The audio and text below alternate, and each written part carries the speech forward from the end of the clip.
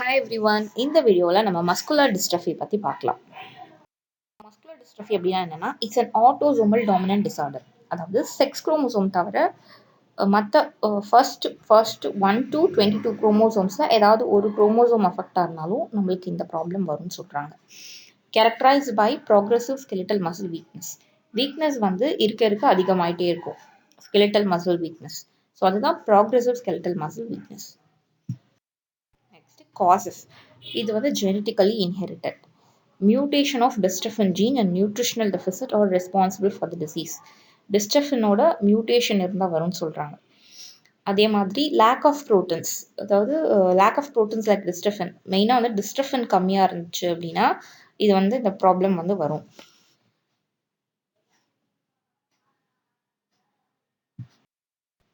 So இதெல்லாம் தான் main types. Duchenne, Becker, Emery-Dreifuss, myotonic, limb-girdle, facioscapulohumeral, congenital, oculopharyngeal and distal muscular dystrophy. இதில் நம்ம டீட்டெயில்டாக வந்து Duchenne muscular dystrophy பற்றி பார்க்கலாம்.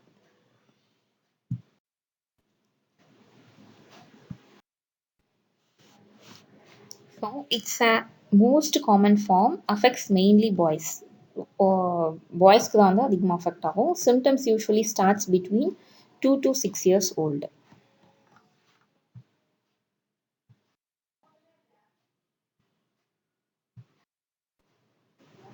ஸோ நெக்ஸ்ட் வந்து பேத்தோஜெனசிஸ் பற்றி பார்க்கலாம். ஃபஸ்ட்டு வந்து டிஸ்ட்ரஃபின் டெஃபிஷியன்சி, அதுதான் வந்து இனிஷியல் ப்ராப்ளம். டிஸ்ட்ரஃபின் வந்து கம்மியாகும். அதுக்கப்புறமா சார்கோலெம்பல் மெம்ப்ரெயின் இன்ஸ்டெபிலிட்டி, அதாவது சார்கோலெம்பல் மெம்ப்ரெயின் வந்து டிஃபெக்ட் ஆகி மசில்ஸில் மைக்ரோ டேர் நடக்கும். அப்போது உள்ளே வந்து கால்சியம் வந்து என்ட்ரி ஆகும். சரிங்களா? அதுதான் அதிகமான அந்த கால்சியம் வந்து என்ட்ரி ஆகிறதுனால ஒரு சில ப்ராப்ளம்ஸ்லாம் நடக்கும். ஸோ செல்ஸ்குள்ளே அதிகமாக கால்சியம் போகிறதுனால ஃபஸ்ட்டு impaired oxidative phosphorylation நடக்கும். கால்சியம் என்ட்ரி அதிகமாக இருக்கிறதுனால ஏடிபி ப்ரொடக்ஷன் கம்மியாகி எனர்ஜி லாஸ் ஆகும். அதுதான் impaired oxidative phosphorylation. Next activation of endonucleases அப்படின்னா என்னன்னா, டிஎன்ஏ டேமேஜ் ஆகி அங்கே வந்து நெக்ரோசிஸ்னா செல் டெத், அதெல்லாம் வந்து டேமேஜ் ஆகும். அதுக்கப்புறமா ஆக்டிவேஷன் ஆஃப் ப்ரோட்டியேசஸ். ஸோ மசில்ஸில் இருக்கிற ப்ரோட்டீன்ஸ் எல்லாம் ரெடியூஸ் ஆகி மசில் ஃபைபர் வந்து டேமேஜ் ஆகும். அதுதான் activation of proteases. Next activation of phospholipases. செல்லோட அவுட்டர் கவரிங் டேமேஜ் ஆகி இங்கே ஃப்ரீ ரேடிக்கல்ஸ் எல்லாம் ஃபார்ம் ஆகும். அதுதான் activation of phospholipases. Next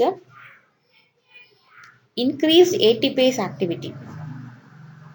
increased ATPase activity அப்படின்னா கால்சியம் எலிவேட் ஆனதுனால ஏடிபி ப்ரொடக்ஷன் கம்மியாகி கொஞ்சம் இருக்கிற கால்சியம் ஏடிபியும் வந்து அங்கே லாஸ் ஆகி எனர்ஜி ஃபெயிலியர் ஆகும். ஸோ அதுதான் இன்க்ரீஸ் ஏடிபேஸ் ஆக்டிவிட்டி.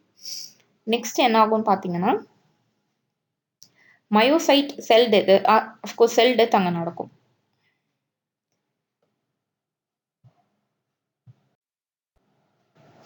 இதனால ப்ராக்ரெசிவ் மசில் ஃபைபரும் லாஸ் ஆகும். அதனால muscle weakness, progressive muscle weakness ஆகும். இதெல்லாம் வந்து 1 or 2 days நடக்கிற விஷயம் கிடையாது. கிராஜுவலாக ஒரு நாளும் ஒரு ஸ்டேஜஸ்லையும் அவங்க வந்து இதெல்லாம் வந்து ஃபேஸ் பண்ணுவாங்க. அவங்களோட மசில்ஸில் நடக்கிற விஷயம் இதெல்லாம். அதுக்கப்புறம் replacement of degenerated muscles with adipose and fibrous connective tissues and pseudohypertrophy. அந்த மசில் ஃபைபர்லாம் லாஸ் ஆனதுனால அந்த பிளேஸில் adipose and fibrous connective tissue வந்து அக்யூமுலேட் ஆகும். அது வந்து ஒரு ஃபேக்கான மசில் பல்க் மாதிரி தெரியும். மசில் ஸ்ட்ரென்த்தனால தான் மசில் பல்க் வரும். ஆனால் இது அந்த பல்க் கிடையாது. சூடோ ஹைப்பர்ட்ரோஃபி ஃபேக்கான ஒரு மசில் பல்க். எஸ்பெஷலி வந்து காஃப் மசிலில் தான் உங்களுக்கு நீங்கள் அதிகமாக பார்ப்பீங்க. காஃப் மசிலில் சூடோ ஹைப்பர்ட்ரோஃபி இருக்கும். Fibrosis leads to joint contraction and muscle stiffness. இந்த மாதிரி adipose and fibrous connective tissue accumulate ஆகுறதுனால இது வந்து joint contraction and muscle stiffness வந்து காஸ் பண்ணும். பேத்தோஜெனசிஸ். இப்போ வந்து clinical. Next wheelchair stage. Wheelchair ஸ்டேஜில் இது எப்போ ஸ்டார்ட் ஆகுதுன்னா 10 to 14 yearsல வந்து ஸ்டார்ட் ஆகும். லாஸ் ஆஃப் இண்டிபெண்டன்ட் வாக்கிங், அதாவது தானாக அவங்களால நடக்க முடியாது, அதுக்கு கொஞ்சம் கஷ்டமாக இருக்கும். Full time reliance on manual or power wheel சேரில் டிபெண்ட் பண்ணியிருப்பாங்க. Next contracture.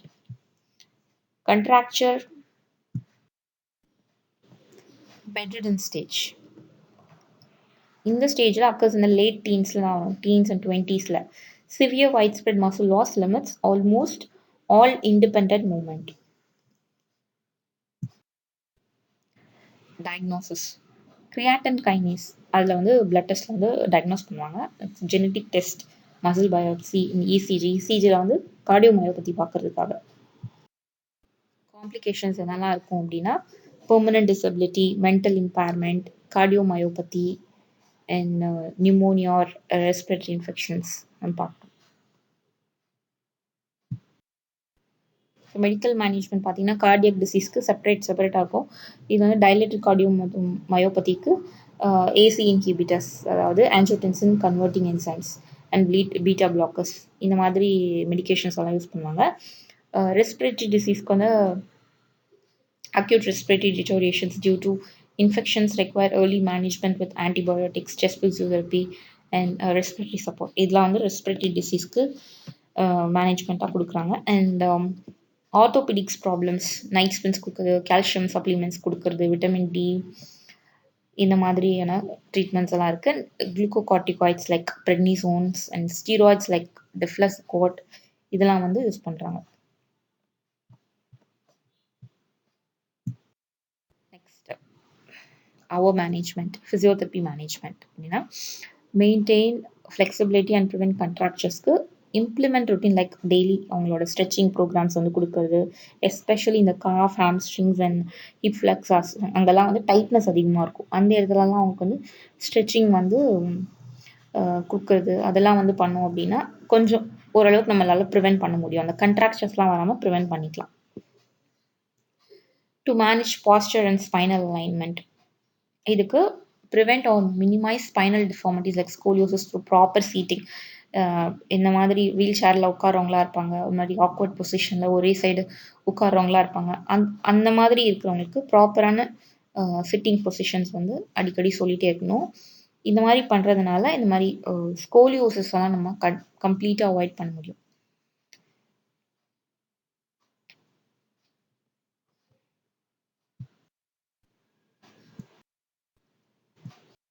That's all about the video.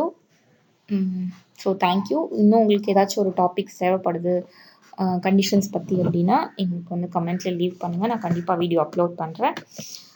So thank you, keep supporting me.